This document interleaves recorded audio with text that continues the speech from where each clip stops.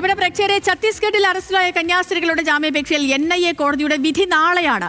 ജാമ്യാപേക്ഷയെ prosecution കോടതിയിൽ എതിർത്തില്ല. എന്നാൽ ബജ്രംഗ് ദൾ അഭിഭാഷകൻ ജാമ്യം നൽകരുത് എന്നാവശ്യപ്പെട്ടു. പ്രോസിക്യൂഷൻ കേസ് ഡയറി കോടതിയിൽ വായിച്ചു.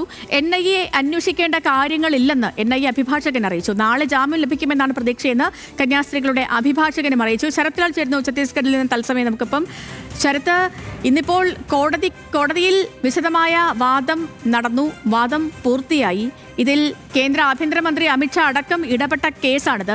പ്രോസിക്യൂഷൻ കാര്യമായ ഈ തടസ്സങ്ങളൊന്നും ഉന്നയിച്ചില്ല എന്ന് മനസ്സിലാക്കുന്നു. നിലവിലെ വാദത്തിൽ കോർട്ട് കൺവിൻസ്ഡ് ആണോ? എന്താണ് പുറത്തുവരുന്ന വിവരങ്ങൾ?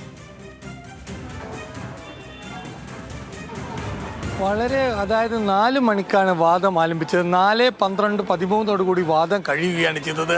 ഇതിൽ ആദ്യം വാദിച്ചത് ഹർജിക്കാർക്ക് വേണ്ടിയുള്ള അഭിഭാഷകരാണ്. വളരെ വ്യക്തതയോടെ ഈ പറയുന്ന കേസിൽ പറയുന്ന എല്ലാ കാര്യങ്ങളും അവാസ്തവമാണെന്നും ഈ പെൺകുട്ടികൾ പിന്നീട് നൽകിയ മൊഴിയും അതേപോലെ തന്നെ പെൺകുട്ടികൾക്ക് നൽകിയ സത്യവാങ്കം, മാതാപിതാക്കളുടെ സത്യവാങ്കം അടക്കം കോടതിക്ക് മുമ്പാകെ ഹാജരാക്കി.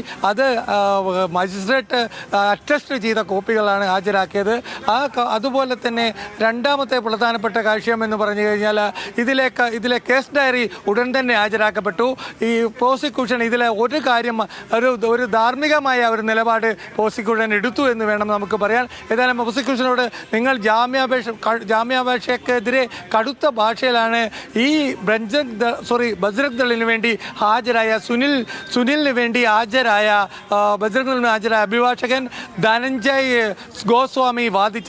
ഗോസ്വാമിയാണ് ഇത് മനുഷ്യക്കടത്താണ്, മതപരിവർത്തനാണ്, ഈ കുട്ടികൾ ഹിന്ദുക്കളാണ്, 4 വർഷം മുമ്പേ മതം മാറിയതിന് രേഖകളില്ല തുടങ്ങിയ വാദങ്ങൾ ഉന്നയിച്ചത്. NIA കോടതിയെ അന്വേഷണം നടത്താതെ റിപ്പോർട്ട് സമർപ്പിച്ച് ജാമ്യം നൽകരുതെന്നുള്ള ഗുരുതരമായ വാദം അവർ ഉന്നയിച്ചിട്ടുണ്ട്. അതുകൊണ്ട് തന്നെയാണ് കോടതി ഇന്ന് ജാമ്യം അനുവദിക്കുന്നതിൽ നിന്ന് മാറി നിന്നാണ് ഇപ്പോൾ ലഭിക്കുന്ന വിവരം. ഏതായാലും കോടതി വിശദമായ ഒരു വിധിന്യായത്തിലൂടെ മാത്രമേ ഈ ജാമ്യാപേക്ഷയെ തീർപ്പ് കൽപ്പിക്കുള്ളൂ. അതുകൊണ്ടാണ് വിധിക്ക് വേണ്ടി നാളെ 11 മണിയിലേക്ക് മാറ്റിവെച്ചിരിക്കുന്നത്. ശ്രീലക്ഷ്മി, വളരെ പ്രധാനപ്പെട്ട കാര്യം, പ്രോസിക്യൂഷനോട് അവസാനവും കോടതി എടുത്തു ചോദിച്ചപ്പോൾ നിങ്ങൾ എതിർക്കുന്നുണ്ടോ, എതിർക്കലല്ലേ നിങ്ങളെ ജോലി എന്ന് വെച്ചപ്പോൾ ഓഫ് കോഴ്സ് എന്ന ഒരു മറുപടി മാത്രമാണ് പറഞ്ഞത്. അതായത് ഓഫ് കോഴ്സ് എന്നുള്ള ഒറ്റ മറുപടിയാണ് പറഞ്ഞത്. അല്ലാതെ അതിനുവേണ്ടി കന്യാസ്ത്രീയുടെ ഫലം കണ്ടിരിക്കുന്നു. പ്രോസിക്യൂഷൻ കാര്യമായ എതിർപ്പുകളൊന്നും ഉന്നയിച്ചത്. ശരത്ത്, ഇന്നിപ്പോ കോടതിക്ക് മുന്നിൽ എന്തൊക്കെ കാര്യങ്ങളാണ് എത്തിയത്? കാരണം ഈ സിസ്റ്റർമാരുടെ അവരുടെ ഹെൽത്ത് കണ്ടീഷൻ അടക്കം സജീവമായി ചർച്ച ചെയ്യപ്പെട്ട ഒരു സംഭവം കൂടിയാണ്. അപ്പോൾ എന്തൊക്കെ കാര്യങ്ങളാണ് ഇന്ന് കോടതിയുടെ മുന്നിലേക്ക് എത്തിയത്? വളരെ പ്രധാനപ്പെട്ട 4 കാര്യങ്ങളാണ് കോടതിക്ക് മുമ്പിൽ പ്രതിഭാഗം അഭിഭാഷകൻ വ്യക്തമാക്കിയത്. ഒന്ന്, ഇത് മനുഷ്യക്കടത്തല്ല. 2, ഇത് മതമാറ്റ ശ്രമമല്ല. ഇതിന് രണ്ടിനും മനുഷ്യക്കടത്ത് നടത്തുന്നത് സംബന്ധിച്ച് കന്യാസ്ത്രീകളാണ് ഇവരെ സംബന്ധിച്ചോളം അവർ നടത്തിയ സേവന പ്രവർത്തനങ്ങളുടെയും അല്ലെങ്കിൽ നാരായണപൂരിൽ അവർ നടത്തിയ സേവന പ്രവർത്തനങ്ങൾ പട്ടിക തന്നെ അഭിഭാഷകർ സമർപ്പിച്ചിട്ടുണ്ട്. അതുപോലെ തന്നെ വളരെ പ്രധാനപ്പെട്ട കാര്യം, 50 വയസ്സ് കഴിഞ്ഞവരാണ് ഇവർ രണ്ടുപേരും. സ്വാഭാവികമായിട്ട് ഇതിനു മുമ്പ് യാതൊരുവിധ കുറ്റകൃത്യങ്ങളോ ഒരു പെറ്റി കേസ് പോലും ഇവരുടെ പേരിൽ നിലവിലില്ല. 3, ഇവർ നടത്തിയ ആതുര സേവനങ്ങളുടെ മുഴുവൻ കണക്കുകളും അല്ലെങ്കിൽ ഇത് സംബന്ധിച്ച രേഖകളും സമർപ്പിച്ചു. പിന്നെ പ്രധാനപ്പെട്ട കാര്യം, ഈ പെൺകുട്ടിയുടെ മൊഴി അടിസ്ഥാനമാക്കിയാണ് കേസെടുത്തിരിക്കുന്നത്. ഈ പെൺകുട്ടി മൊഴി തന്നെ നിർബന്ധിച്ച് പറയിപ്പിച്ചതാണെന്നുള്ള സ്റ്റേറ്റ്മെൻറ്റും ഇത് സംബന്ധിച്ച വീഡിയോയും പത്രവാർത്തകളും ഇന്നലത്തെ ഇന്ത്യൻ എക്സ്പ്രസ് പ്രസിദ്ധീകരിച്ച പത്രവാർത്തകളടക്കം രേഖകളായി സമർപ്പിച്ചു. മൂന്നാമത്തെ കാര്യം, മതമാറ്റ ശ്രമമാണ്. മതമാറ്റ ശ്രമം എന്നുള്ള വകുപ്പ് പറ്റില്ല. കാരണം 5 വർഷം മുമ്പ് ഇവർ അവർ ക്രിസ്തു മതത്തിലേക്ക് 5 വർഷം മുന്നേ കുടുംബം ക്രിസ്തു മതത്തിലേക്ക് മാറിയതാണെന്ന് തെളിയിക്കുന്ന രേഖകളും സമർപ്പിച്ചു. കാരണം ഈ 2 സത്യവാങ്കം, അതായത് രക്ഷിതാക്കളുടെ സത്യവാങ്, കുട്ടികളുടെ സത്യവാങ്, ഇതൊക്കെ കോടതിക്ക് മുമ്പാകെ സമർപ്പിച്ചു.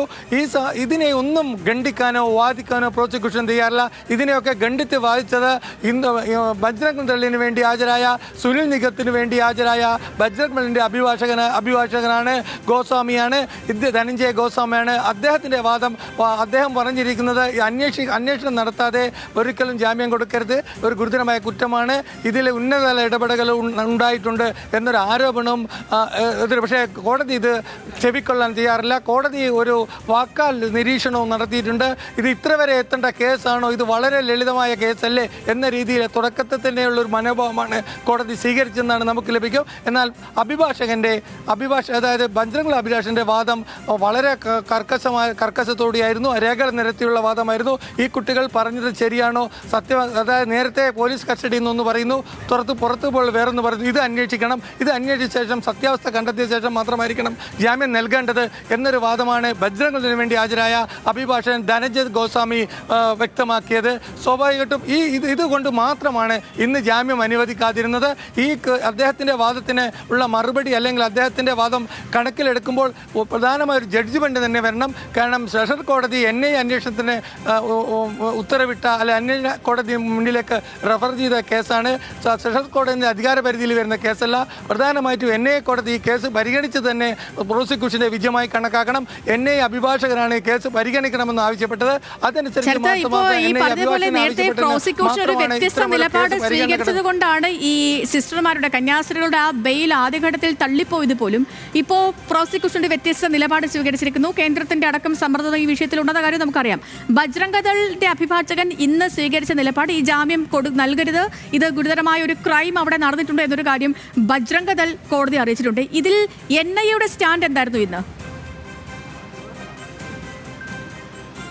അത് വളരെ രസകരമായ ഒരു സ്റ്റാൻഡാണ് NIA എടുത്തത്. NIA സ്റ്റാൻഡ് എന്ന് പറഞ്ഞാൽ വളരെ വ്യക്തമായിട്ട് നമുക്ക് മനസ്സിലാക്കാൻ കഴിയുന്നത്, NIA പറഞ്ഞത് ഇത് NIA അന്വേഷിക്കേണ്ട രാജ്യസുരക്ഷയോ അല്ലെ അത് തീവ്രവാദമോ അല്ല, അതുപോലെ കള്ളനോട്ടോ അല്ലെ മണി ലോണ്ടറിങ്ങോ അല്ല.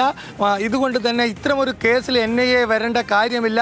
ഇത് ഒരു ചെറിയ കേസാണ് എന്നാണ്. ഒരു ഗ്രൂപ്പ് മനുഷ്യക്കടത്തല്ല, അതായത് ഗ്രൂപ്പായിട്ട് കുഞ്ഞുങ്ങളെ കടത്തിയ കേസല്ല, വിദേശങ്ങളിൽ കൊണ്ടുപോയ കേസല്ല. സ്വാഭാവികമായിട്ട് തീവ്രവാദവും വരെ രാജ്യസുരക്ഷയ്ക്കുള്ള കേസുകൾക്കാണ് NIA പ്രാധാന്യം നൽകുന്നത്. അതുമാത്രമല്ല, NIAക്ക് കേസെടുക്കണമെങ്കിൽ നിലവിലുള്ള സാഹചര്യം വെച്ച് ഹൈക്കോടതിയോ സുപ്രീം കോടതിയോ NIAക്ക് അന്വേഷണം വരണം, അല്ലെ സംസ്ഥാന ഗവൺമെൻറ്റോ കേന്ദ്ര സർക്കാരോ NIA അന്വേഷണം നടത്താൻ ആവശ്യപ്പെട്ടും നിലവിൽ സെഷൻസ് കോടതിയുടെ ഒരു ഉത്തരവാരം NIAക്ക് അന്വേഷണം നടത്താൻ പറ്റില്ല. NIAയുടെ സെഷൻസ് കോടതിയുടെ അധികാര പരിധിക്കാണ് NIAയുടെ അന്വേഷണം എന്ന് വ്യക്തമായി വാദിച്ചു. അതുമാത്രമല്ല, ഇത് അത്ര വലിയ ഒരു വളരെ സീരിയസ് ആയ കേസല്ല എന്ന് തന്നെ NIAയുടെ അഭിഭാഷകൻ ദേശീയ അന്വേഷണ ഏജൻസിയാണ്, രാജ്യത്തെ ഏറ്റവും വലിയ അന്വേഷണ ഏജൻസിയാണ് NIA. അപ്പോൾ NIA ഇങ്ങനെ ഒരു നിലപാട് സ്വീകരിക്കുമ്പോൾ കോടതി എടുക്കുന്ന നിലപാട് എന്തായിരിക്കും എന്നുള്ളതാണ് ഇനി അറിയേണ്ടത്. കാരണം നമുക്കറിയാവുന്ന പോലെ ഈ ഒരു FIR ഇതിനു മുൻപ് ഇങ്ങനെ ഒരു കന്യാസ്ത്രീകൾക്കൊക്കെ മേൽ ഇങ്ങനെ ഒരു FIR വന്നിട്ടുണ്ടോ കാര്യമൊന്നും അറിയില്ല. കാരണം ഈ തട്ടിക്കൊണ്ടുപോകൽ, നിർബന്ധിത മതപരിവർത്തനം ഒക്കെ അടക്കം ഗുരുതരമായ വകുപ്പുകളൊക്കെ ചുമത്തിയിരിക്കുന്ന ഒരു FIR ആണ് അവിടെ നിലനിൽക്കുന്നത്. അപ്പോൾ അതുകൊണ്ട് തന്നെ കോടതിയിൽ നിന്നും നാളെ എന്തായിരിക്കും ഒരു വിധി വരിക എന്നുള്ളത്, കന്യാസ്ത്രീകൾക്ക് നാളെ നീതി കിട്ടുമെന്ന് തന്നെ നമുക്ക് പ്രതീക്ഷിക്കാം. നോക്കാം എന്തായിരിക്കും ഇതിൽ ഒരു അന്തിമ തീരുമാനം കോടതിയുടെ ഭാഗത്തുനിന്ന് ഉണ്ടാകുക എന്ന്.